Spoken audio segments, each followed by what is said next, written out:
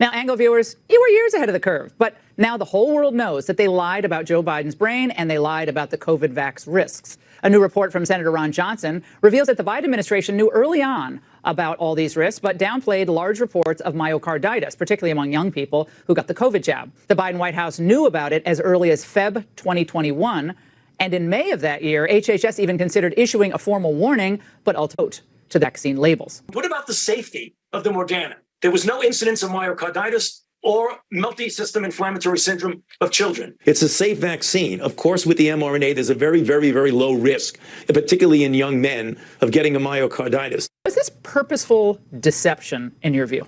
It seems like it. This was labeled vaccine hesitant content. It was scientific data. It said there was myokarditis at an alarming rate, as high as 1 in 5,000 young people that took it. Some people have died from myokarditis, and thousands of people got myokarditis who probably didn't need to have myokarditis. They were low risk and never needed the shot in the first place. There were a lot of things we could have done. They didn't want anything going against the narrative. Was there money involved?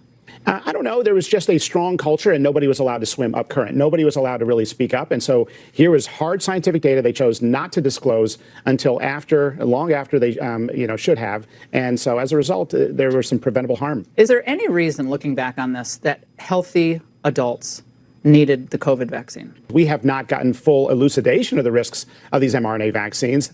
Hundreds of thousands of people have claimed that they've been vaccine injured. We're going to start a big national study. RFK Jr. has told us he wants good gold standard science, big giant data reviews. A virus that has, almost no impact on severe illness in young, healthy people. That was a group that now, in retrospect, they needed the virus, right? I mean, we said this in 2020. You need to get the virus, and you have to get the virus, and you have to get your herd immunity or natural immunity. And Fauci was downplaying that the whole time.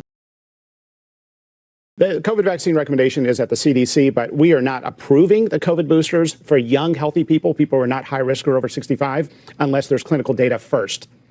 Well, all I can say is lots of people should be held accountable for what happened and those adverse consequences of that vaccine. I hope that is really dealt with.